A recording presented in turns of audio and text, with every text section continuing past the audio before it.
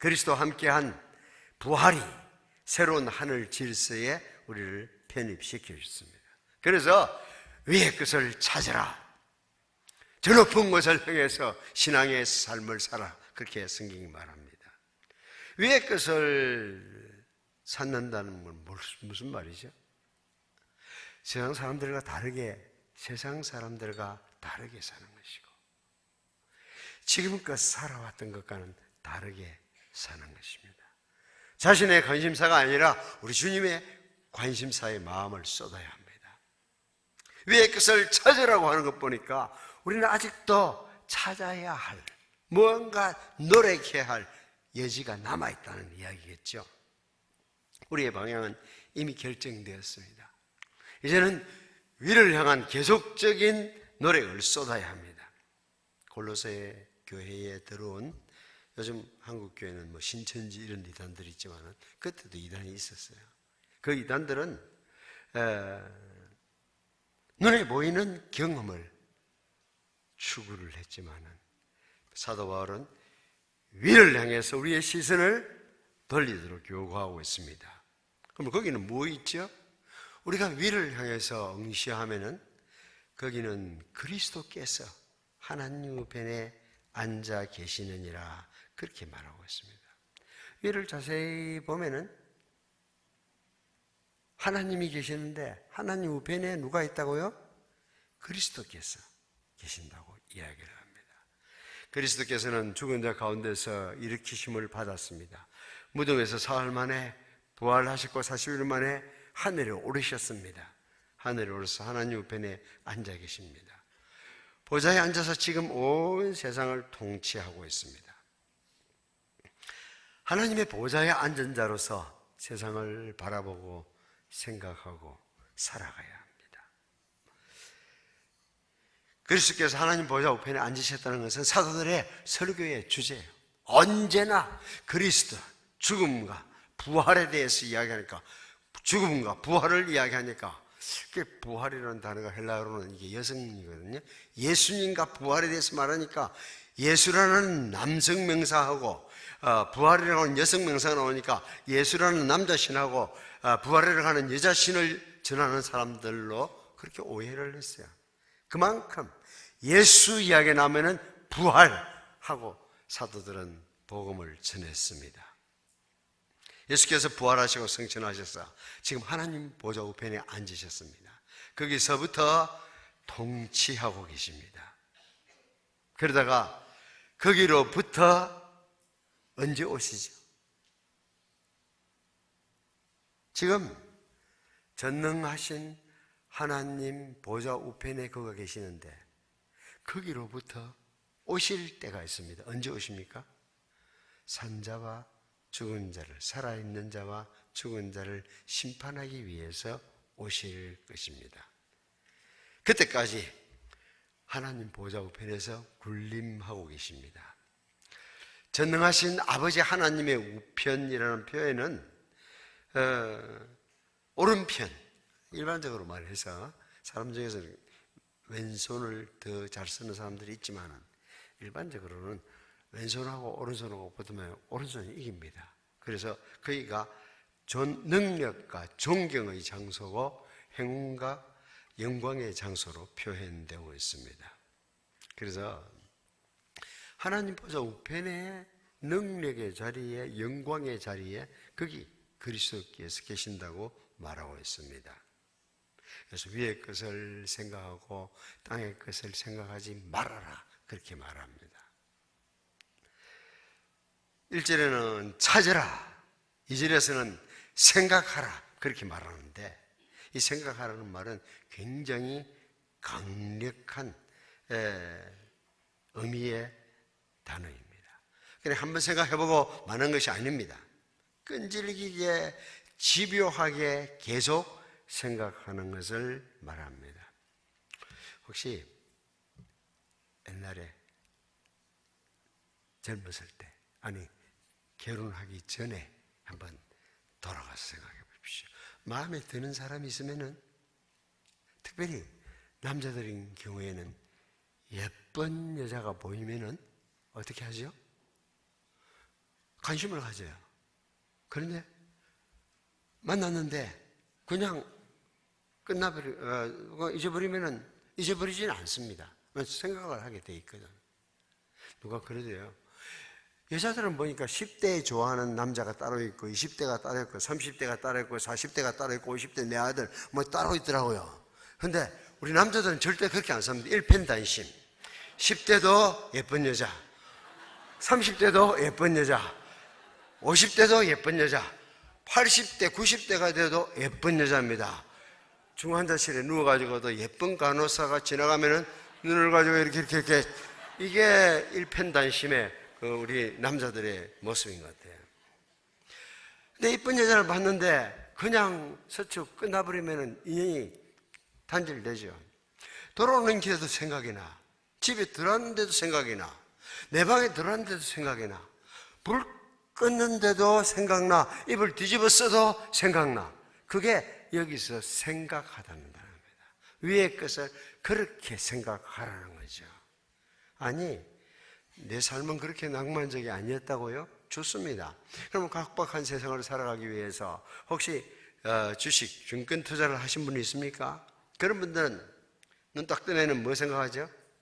시세, 오늘 시세. 출근하면서도 내가 투자한 그 시세, 주식의 시세가 어떻게 되는지 점심시간에도 항상 그거 생각하는 거예요. 그게 여기서 생각하라는 말입니다. 오늘 본문은 우리 크리스찬들에게 땅에 있는 사소한 그런 거 생각하지 말고 하나님 보좌 우편에 계신 그리스도를 그렇게 집요하게 생각하라고 이야기를 합니다. 그러면은요, 남자들은 비전이 있는 사람이 돼요. 시야가 그냥 보통 사람들하고 다릅니다. 여자들은 이뻐집니다. 그게 갑자기 이해가 안 되죠? 자, 여러분 다 알고 있는 가사인데요. 사랑을 하면은 뭐라고요? 예쁘지요? 맞아. 사랑을 하면 이쁘신다는 거 다 알잖아요. 내가 아는 어떤 집사님이 서울에서 이렇게 아파트에서 그냥 이렇게 가는데 어떤 사람이 쫄아오더니 아줌마 무슨 화장품 써요? 이쁘게 느껴졌던가 봐요. 그래서 그분이 날마다 큐티를 하시는 분이니까 저요 천국 화장품 써요.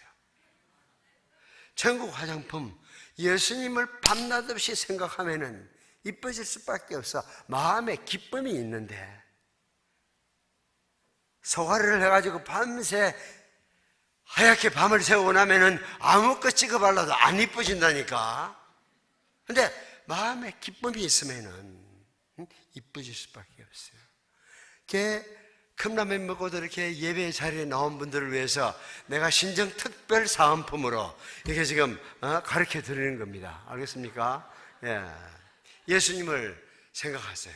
그 오래 앉으시겠지만은 그 오래 앉는 시간은 조금 줄이시고 큐티하는 시간은 좀 더 느리시고 이러면은 굉장히 나이가 들어갈수록 더 이뻐집니다. 말은 엔티에이징 하면서 걔 선전하지만은 천만에 엔티에이징은 없어. 나이가 들어가면은 다 주름살 가게 돼 있고 보톡스 맞아봤자 소용없어. 그냥 흉해져. 그러지 말고 나이가 들어가도 아름다울 수 있는 것은 천국 소망으로 우리 마음이 가득 차 있으면은 나이에 걸맞는 영광스러운 모습을 우리가 회복하게 됩니다. 그리스도께서는 하나님 보좌 우편 존귀와 능력의 자리에 앉아 있습니다. 거기에 있는 하늘 기쁨, 하늘 보아에 계속 마음을 주라고 군면하고 있습니다. 하늘이 우리의 생각을 가득 채우도록 권하고 있습니다. 무엇을 생각하고 사느냐에 따라서 어떤 삶을 사느냐가 결정됩니다. 하늘에 속한 것입니까? 아니면 땅에 지나가는 것들입니까? 성경은 말합니다. 위의 것을 찾아라. 위의 것을 생각하라. 왜 그리스도인들은 위의 것을 찾아야 하죠? 첫 번째 이언에 가르쳤어요. 과거를 그리스도와 함께 했기 때문에. 죽음, 장사, 부활을 함께 했기 때문에. 자, 두 번째 이유는 현재를 그리스도와 같이 했기 때문입니다. 3절, 이는 너희가 죽었고 너희 옛사람은 죽었고 너희 생명이 그리스도와 함께 하나님 안에 감추어졌습니다. 3절은 두 가지 말하네요. 우리는 옛 질서에 대해서 이미 죽었고, 다음으로 우리의 새로운 생명은 그리스도와 함께 하나님 안에 감추어졌기 때문이라고 설명합니다. 사랑하는 성도 여러분, 세상에 대해서 죽었을 뿐만 아니라 이제는 새로운 생명의 영역에 들어섰기 때문입니다. 이는 너희 생명이 그리스도와 함께 하나님 안에 감추어졌습니다. 그 말은 무슨 말일까요? 그리스도와 함께 하나님 안에 감추어져 있다 하니까 우리의 생명이 안전하다는 겁니다. 정말 성경을 읽어보면 어떤 때는 이해가 안 될 때 있어요. 특별히 다윗 이야기를 읽어보니까 그의 양털 깎는 날, 다윗이 종자들을 그 집에 보냈는데 쪽박만 깨트려가지고 돌려보냈잖아요. 이름 뭡니까? 그 남자 나발. 그런데 그 남자의 여자는 이름이 뭐였지요? 아비가일. 인물도 되지만은 머리도 잘 돌아가고 얼마나 말을 잘하는지. 자기 남편이 일을 저질러 놨던 거 알고 급수습 들어가가지고 먹을 거 준비해서 짐승에 실려가지고 지금 딱 만납니다. 그러죠? 남자들은 이쁜 여자를 보면 일단 정신을 못 차리다니까. 그래서 이영애인가 누군가 영화배우 있잖아요. 학교 다닐 때 늦게 들어온다고 선생님이 딱 교수님 야단치를 딱 보니까 이게 야단칠 대상이 아니잖아요. 그래서 그냥 주스 담았다고 하는데 지금 쪽박을 동경은 안 주고 쪽박만 깨트린 복을 받자마자 준비해, 칼차, 기습하라고 지금 가는 겁니다. 그동안에 우리가 그렇게 지켜줬는데 하나도 양 한 마리도 약탈하지 않고 그렇게 담이 되어줬는데 이 잔칫날 떡한 그릇 주는 거 가지고 그렇게 함부로 이야기를 하니까 말이죠. 그래서 쓸어버리려고 가고 있는 중인데 딱 나타나서 길에 무릎을 꿇는데 이게 절세의 미인이었잖아요. 그래서 어떻게 그 미련한 나발이라고 하는 사람이한테 그 예쁘고 머리가 잘 돌아가는 아비가일을 하나님이 주셨는지 가끔씩은 내가 이해할 수 없는, 내가 다 이해할 수 없는 하나님의 그 오묘막측한 그 신비가 있다는 생각을 합니다. 어쨌거나 그분이 이렇게 말합니다. 다윗 보고 지금 많이 화가 나셨죠? 너무 화낼 필요가 없습니다. 우리 남편 이름의 뜻이 뭔지 압니까? 나발인데 그 미련한 자라고 하는데 그걸 갈바가 싸우면 똑같이 미련한 자가 되는 거라. 그렇죠? 그러니까 절대 그러시지 마시고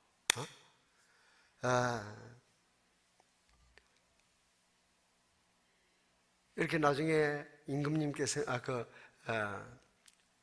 다윗께서는 장차 이 나라의 임금이 되실 건데 즉위를 하게 되면은 그런 싹쓸이한 이야기가 들리면은 사람들이 있는 그대로 말하지 않거든요. 그러면 그런 것이 정치적 부담이 됩니다.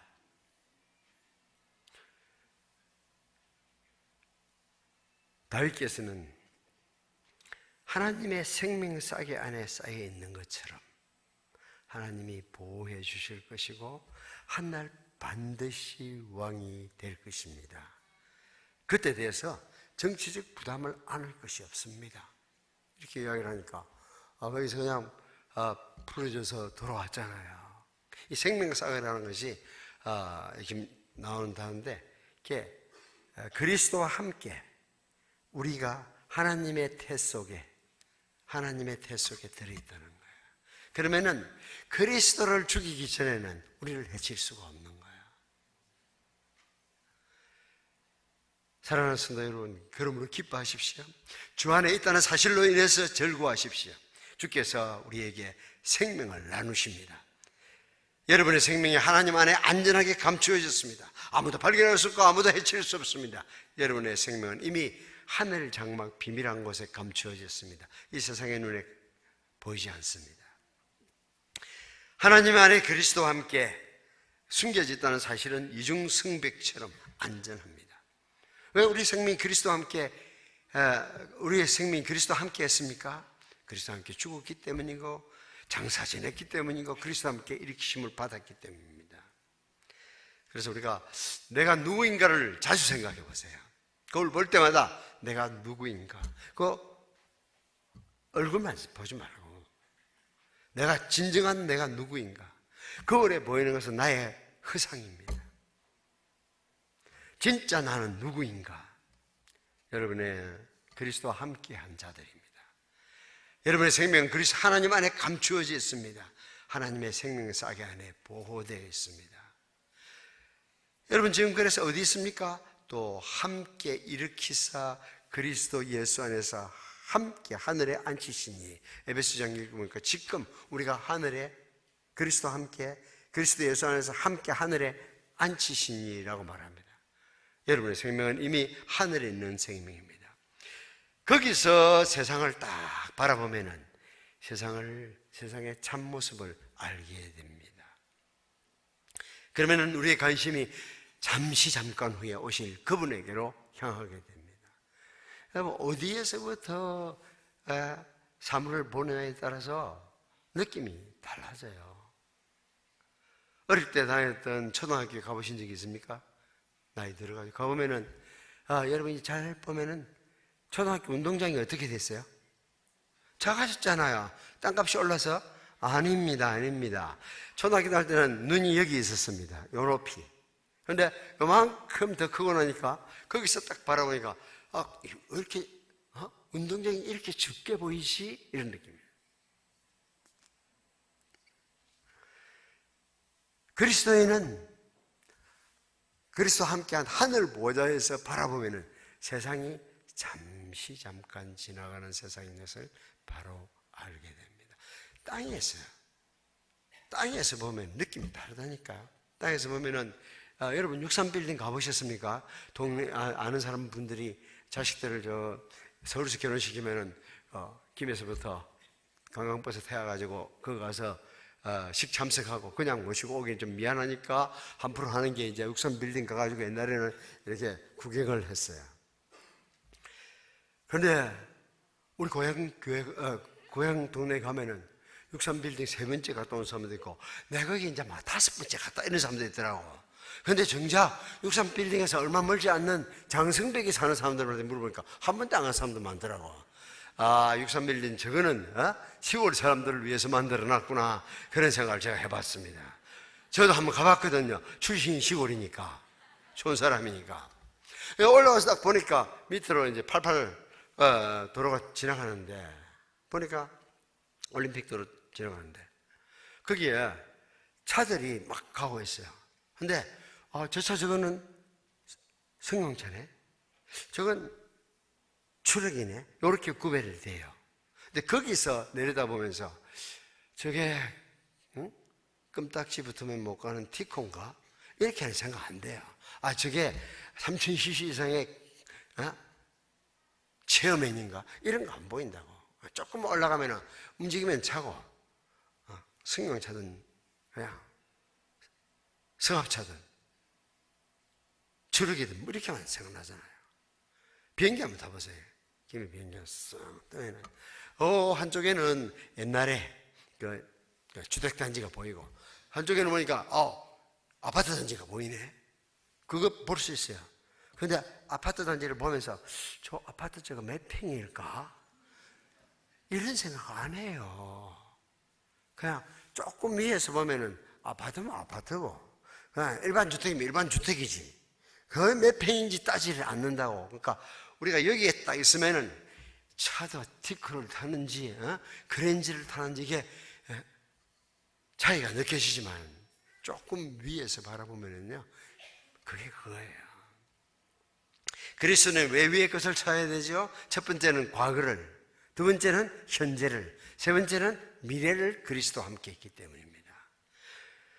우리의 생명이신 그리스도께서 나타나실 그때에 너희도 그와 함께 영광 중에 나타나리라. 바울은 놀랍고도 생생한 언어로서 우리의 미래를 표현하고 있습니다. 주님이 임하시는 그 순간에 우리도 그와 함께 어떻게? 영광 중에 나타난다고 해요. 처음에는 우리의 위의 것을 찾으라서 위를 바라보니까 하나님 보좌 우편에 그리스도께서 계셨어요. 근데 조금 더 보니까 우리의 생명이 그리스도와 함께 하나님의 생명 싹이 안에 보였어요. 지금 여기는 보니까 뭐라 그러냐, 너희 생명 그 자체이신 그리스도라고 말하고 있습니다. 하나님의 생명 싹이 안에 있을 때만 해도 나는 나고 그리스도는 그리스도였어요. 태중에 있는 쌍둥이 같이. 그런데 지금 장면에서는 너희 생명 그 자체이신 그런 의미입니다. 이제는 우리의 생명과 그리스도의 생명이 하나가 되어 있습니다.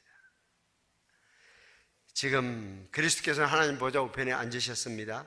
재림 때에 나타나시면은 여러분도 주와 함께 있을 것입니다. 하나님의 아들들이 나타나는 그날은 하나님의 아들이 나타나는 그날은 하나님의 아들들이 나타나는 날이기도 합니다.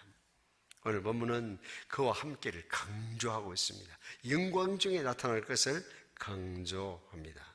사랑하는 자들아, 우리가 지금은 하나님의 자녀라. 장래에 어떻게 될 것을 아직 나타나지 아니하였으나 그가 나타나심이 되면은 우리도 그와 같을 줄 아는 것은 그의 계신 그대로 볼 것을 인함이니라. 새해는 새로운 삶을 살고 싶습니까? 예, 새해는 안전한 삶을 살고 싶습니까? 그리스도와 함께 하나님 안에 감춰진 생명을 소유하십시오. 영광스러운 미래를, 밝은 미래를 가지기를 원하십니까? 그러면 지금 주님을 영접하시고 그 주님을 자주 생각해야 성숙한 세월과 함께 자라는 그리스도인이 되지. 시간만 나면은 집에 가가지고 또 리모컨 켜가지고 눌러가지고 텔레비전 켜고 이러면은 생각이 어디 가 있지요?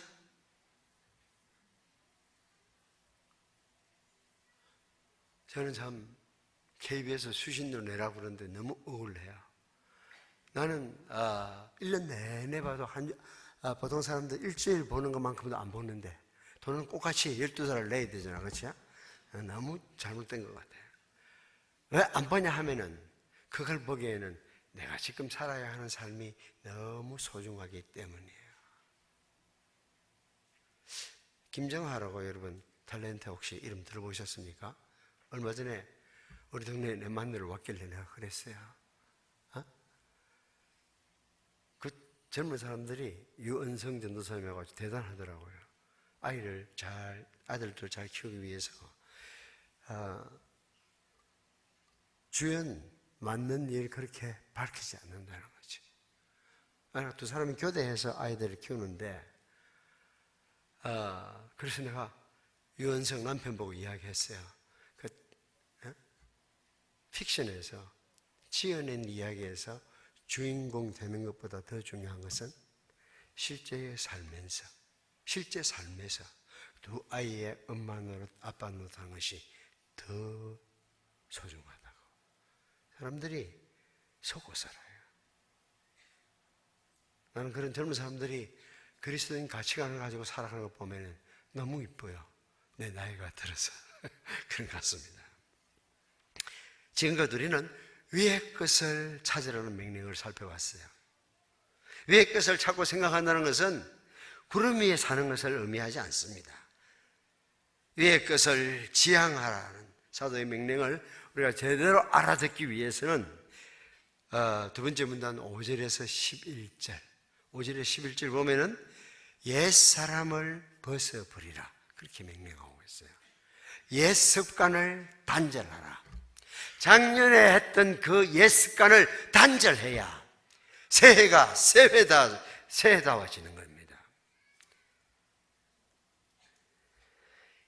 제약된 욕망에 빠져드는 대신에 우리의 욕망을 던져버리는 새 삶을 살아야만 합니다. 창조주 하나님의 형상을 닮아가는 삶을. 닮으려고 하면 시간을 들여야 돼요.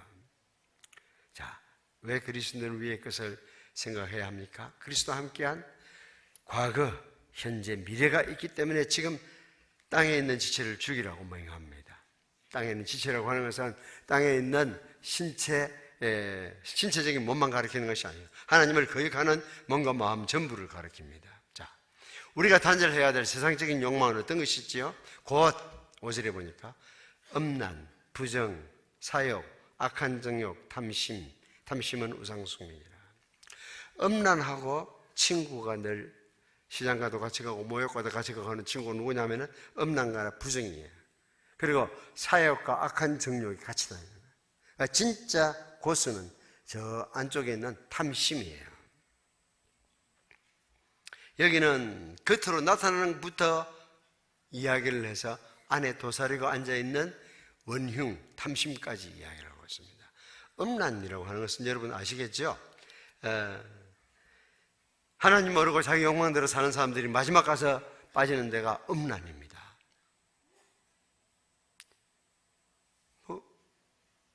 어떤 아저씨 장관까지 가가지고 늘 했던 짓은 텔레비전 몇 년 두고 오래 묻는 것은 그 또래 사람들 모아가지고 음란한 행위한 거 가지고 했니 안 했니 이런 것들 이야기하잖아요. 음란이라고 하는 말은 성적 부정을 포함한 전체적인 이야기고요. 비합법적인 성관계, 근친상간을 비롯한 자연스럽지 못한 성적 관계를 음란이라고 이야기를 합니다.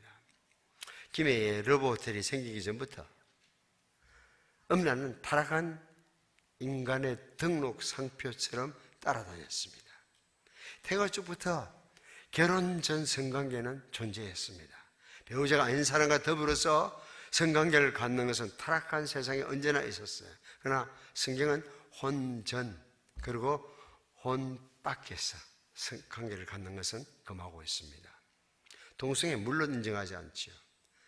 하나님은 결혼한 자기 배우자 말고 갖는 모든 성관계를 미워하십니다. 증오하십니다.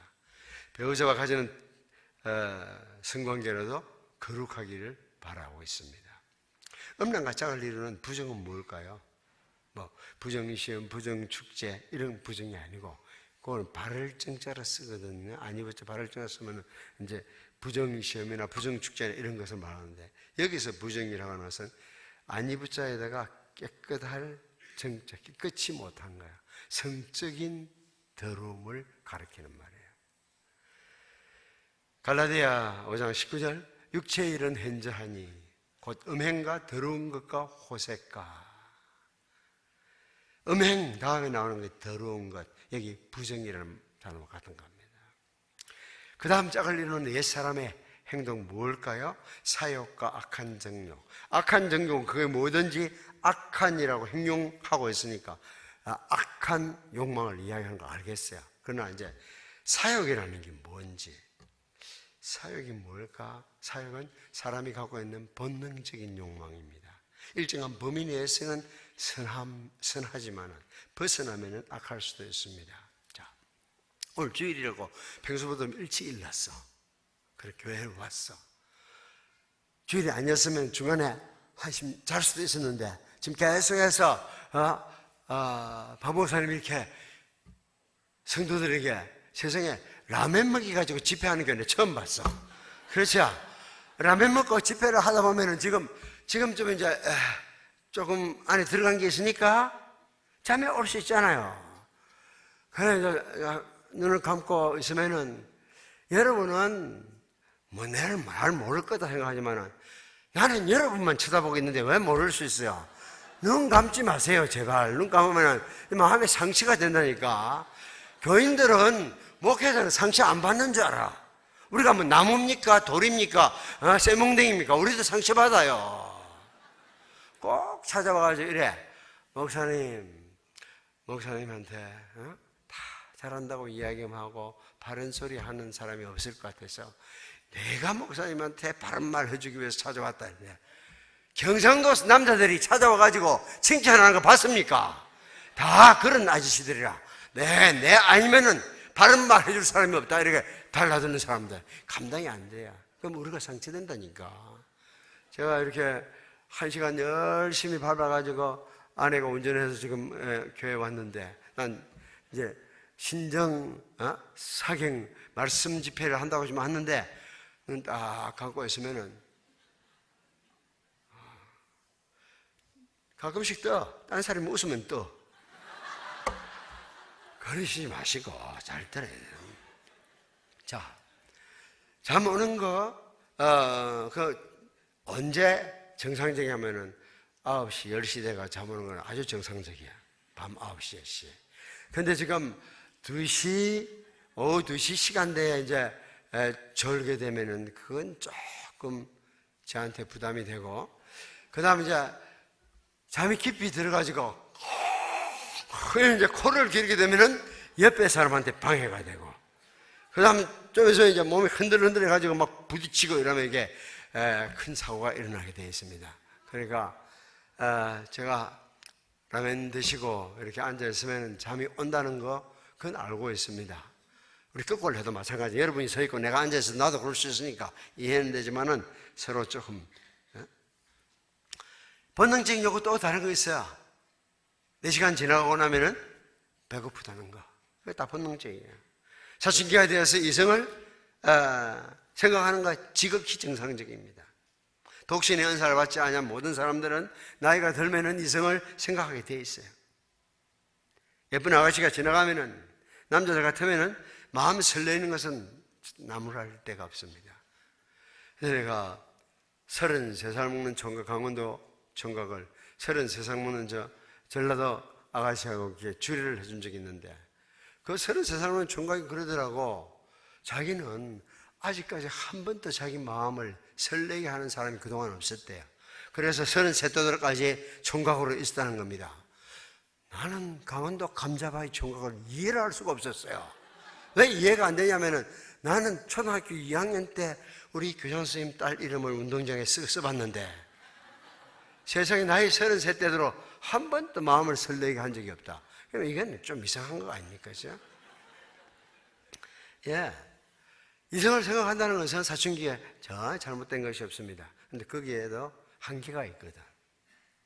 그래서 제가 가끔 결혼 주례하면서 그렇게 이야기합니다. 신랑 보고, 잘 들으세요 신랑님, 지금부터는 세상에 있는 모든 여자에 대한 관심을 끄세요.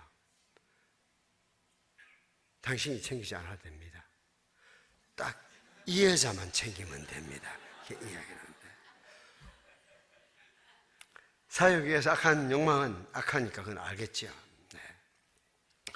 마지막에는 탐심이라고 하는 건요, 그게 제일 핵심의 문제입니다. 탐심이란 아주 강교한 죄가 돼가지고 쉽사리 자신의 모습을 드러내지 않습니다.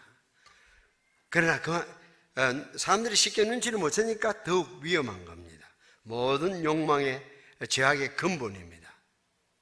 욕망을 충동질하고 웬만해서는 자기 모습을 드러내지 않기 때문입니다. 자, 끊어버려야 할 죄악의 목록을 열거하고 나서 이것들을 말미암아 하나님의 진노가 임하느니라. 성경의 하나님은 사람의 잘못에 대해서 진노하시는 하나님이십니다.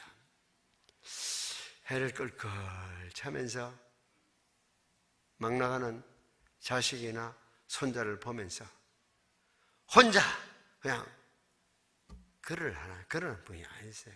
진노하시는 하나님이십니다. 하나님의 진노가 불의로 진리를 막는 모든 사람의 경건치 않은가 불의에 대해서 하늘로 쫓아 나타나는 예. 불의한 자가 하나님의 나라를 유업으로 받지 못할 줄 너희가 알지 못하느냐.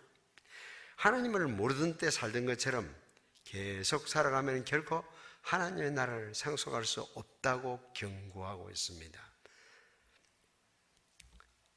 하나님은 지금 진노를 바라시는 분인 동시에 장차 최후의 심판을 하시는 분이십니다. 최후 심판은 신앙이라고 하면 누구나 믿습니다. 그러나 하나님의 현재 심판도 있습니다. 7절 8절 한번 보실까요? 거기서 딱 두 단어만 골라내겠어요. 너희도 전에 그 가운데 살 때는 그 가운데서 행하였으나 이제는 너희가 이 모든 것을 벗어버리라. 너희도 전에 그 가운데 살 때는 그 가운데서 행동하고 살았지만은 이제는 너희가 이 모든 것을 벗어버려라. 그리스도의 삶은 전에와 이제에 구별이 있어야 돼.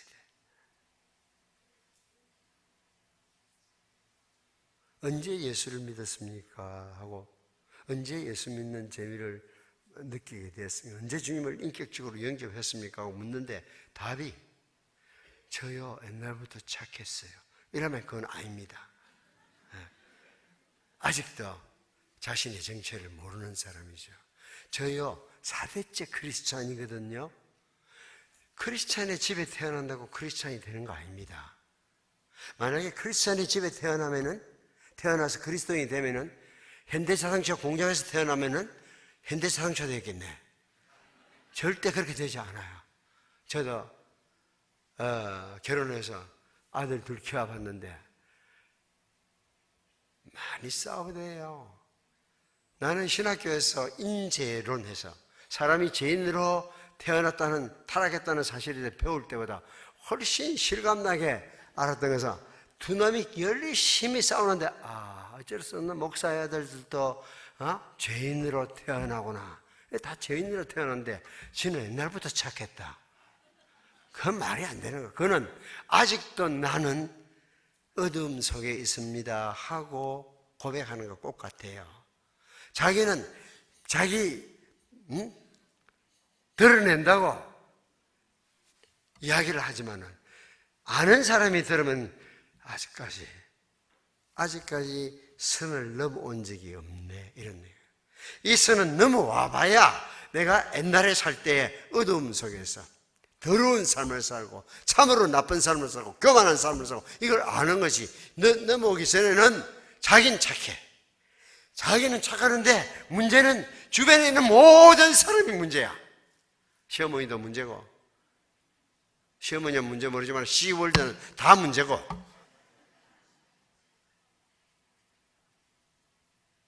그러나 선을 넘어오고 나면은 나 옛날에 정말 대책 없이 살았네. 지금도 그런 대책 없는 사람들 때문에 우리 목회가 얼마나 힘든지 모릅니다. 자기는 자기 위치에서 좋은 일을 한다고 한다니까요. 그런데 자기가 하는 것이 제일 옳다고 생각하면 감당이 안 되는 거죠. 처음부터 착한 사람은 동화책에는 나와요. 그러나 현실에서는 없습니다. 우린 다 죄인으로 태어납니다. 죄인으로 태어났기 때문에 죄를 지은 거지 죄를 지어서 죄인이 된 사람은 아무도 없습니다. 자연인은 죄를 짓는 것이 자연스러운 사람입니다. 해바라기가 혀를 향하듯이 죄인은 죄를 향하도록 되어 있습니다. 해바라기 성질은 회굽성이라 그러는데 죄인들은 제굽성을 가지고 있습니다. 날 때부터 착했던 사람은 자신을 모르는 사람입니다. 새로운 자기 영역에 새로운 세상에 들어오면은 나 예전에 음란하고 더럽고 욕심 많았고 탐심의 사람이었습니다 하고 자기를 드러낼 수 있는 사람입니다. 그런데 이 전에와 이제로 넘어가는 과정은 사람마다 다를 수 있어요. 어떤 사람들은 그게 분명해요. 사울처럼 다메섹 도상으로 가는 사울처럼 사울아 사울아 네가 어찌하여 나를 핍박하느냐 그때 넘어선 사람이에요. 그러나 어떤 사람은 잘 몰라. 예수님의 동생 야고보처럼 언제 이 사람이 진짜 거듭났는지 아무도 성경도 밝히지 않고 아무도 몰라요. 우리는 식구가 옛날에는 부부하고 아들 둘이 있었는데 저 엄마하고 첫째하고는 그 날 그 밤을 아는 사람이고 제하고 막내 둘째하고는 우리는 몰라요. 그런 딱히 정할 수 있는 날짜를 몰라요. 그러나 지금은 빗속에 들어왔다는 것을 다만 알 뿐입니다. 극적인 변화가 없어도 상관없어요. 내가 하나님을 사랑하는가, 그것이 문제죠. 자, 이제 버려야 할 죄의 목록 8절에 또 나오네요. 분함과 노여움과 악의와 회방과 너희 입에 부끄러운 말이라. 회방, 함부로 하는 말들이고요. 부끄러운 말뿐만 아니고 거짓말까지 막 나오지 않습니까? 사실 때로는 분노라고 하는 것은 엄격하게 말하면 이게 죄다 아니다 그렇게 할 수는 없어요. 분을 내되 언제까지? 헤어지기 전에 이거 풀라고 그랬잖아요. 분 내는 것 자체가 문제는 아닌데 그걸 움켜쥐고 있으면 문제가 되는 겁니다.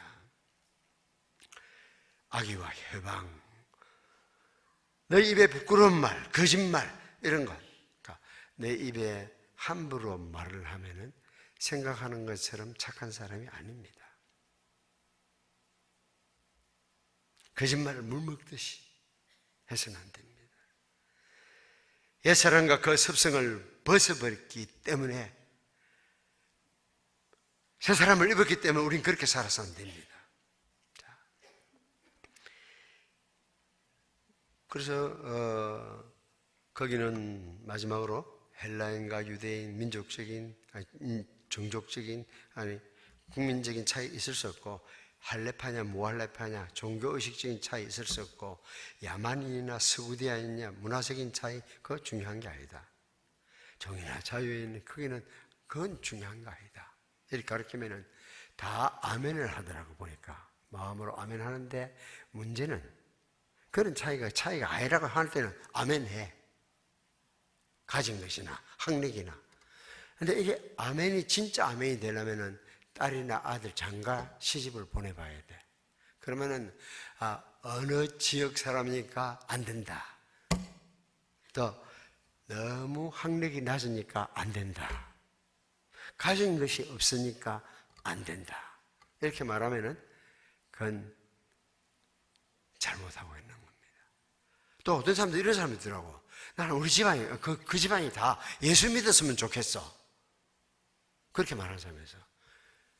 그렇게 말하지 마세요. 왜냐하면 성경이 그렇게 말하잖아요. 성경은 주 안에 있어요. 당사자들이 신앙 안에 있으면 오케이.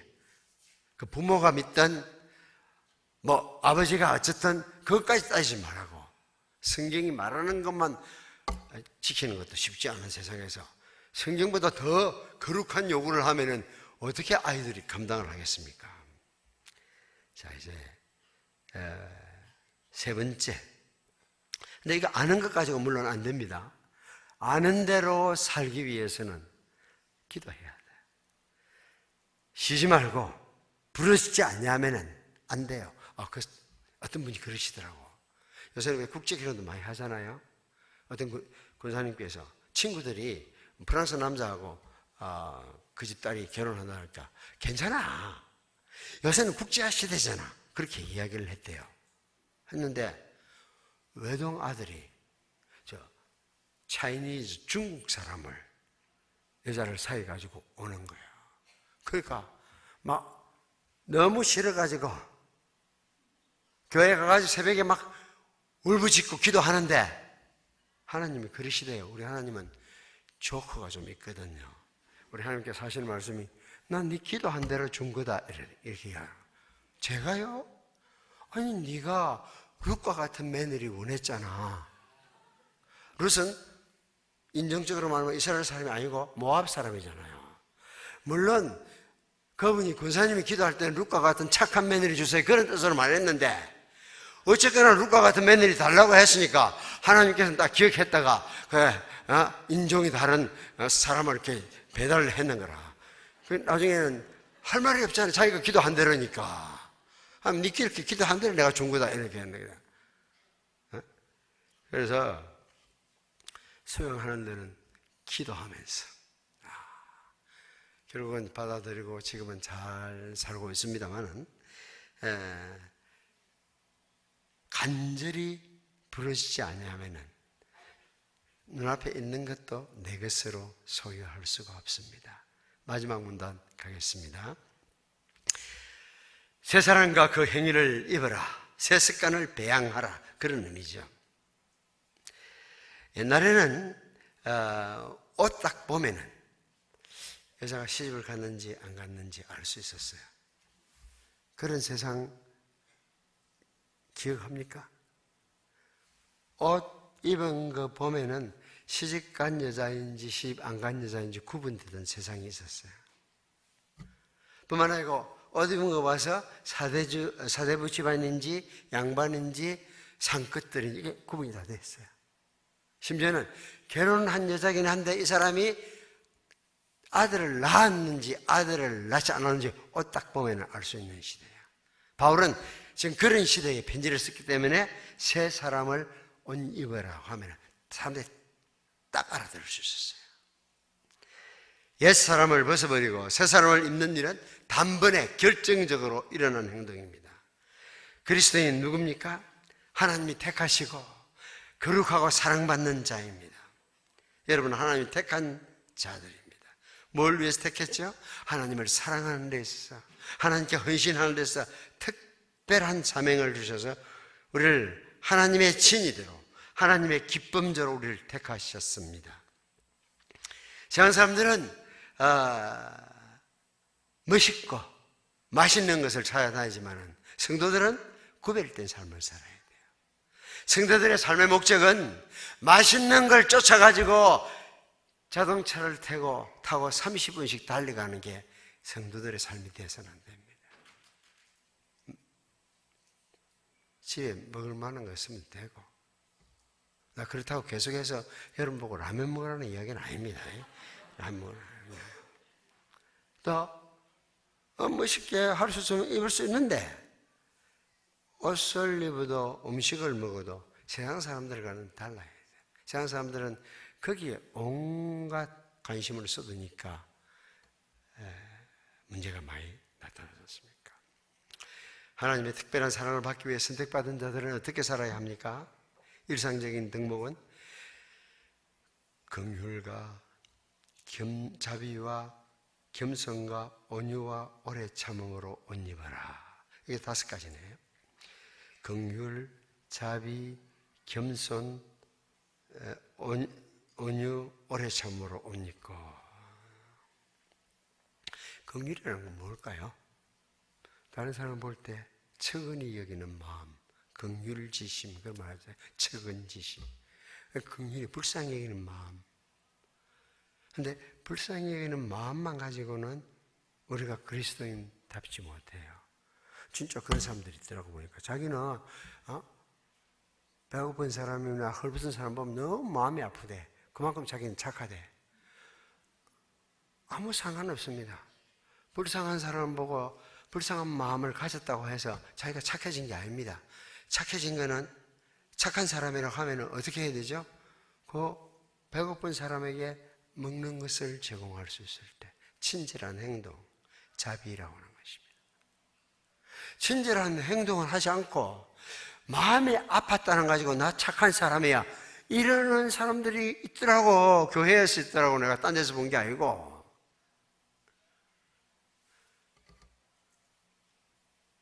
자비, 친절한 행동입니다. 겸손은 그러고도 요즘 집사님은 좋은 일 많이 하신다지요 하고 물으면은 제가요 그냥 할 일을 했을 뿐입니다 이렇게 말하는 사람은 겸손한 사람이에요. 그 다음 온유라고 하는 게 있네요. 새벽에 기도를 하는데 눈물 흘리면서 콧물 흘리면서 막 기도해요. 하나님, 제가 죽일 일입니다, 살릴 일입니다 이러면서 기도를 하는데 내가 성격이 좀 성질이 급해가지고 내가 시어머니한테도 함부로 말해가지고 오늘 아침에 기도하니까 너무 내가 잘못한 사람이네요. 기도를 했어요. 그런데 이제 계단을 내려가는데 가까운 다른 집사람, 친구 집사를 만났어. 김 집사, 네와 시어머니한테 그러노? 이러면 막 눈꼬리가 싹 올라가면서 너는 얼마나 착하길래 이래 나오면 그건 온유한 사람이 아니야. 온유한 사람은 이렇게 답해요. 네가 볼 때도 그렇지. 어느 아침에 내가 새벽에 나와서 기도할 때도 그게 너무 마음이 아팠어. 내 생각나면은 내가 시어머니한테 그렇게 대하지 않도록 기도해줘. 이러면 온유한 사람이 되는 겁니다. 사람들은 다 생긴 게 다르기 때문에 생각하고 행동하는 것이 다 다를 수밖에 없어요. 그러니까 그런 사람들하고 교회 공동체를 이루어서 살려고 하면은 참아야 돼. 다 자기는 참는다 그러지. 내가 한두 번 참았나? 이러면서 불억성을 내지. 그렇죠? 한두 번 참은 건 참은 거 아니라니까. 끝까지 참아야 돼. 그게 오래 참음입니다. 오래 참음.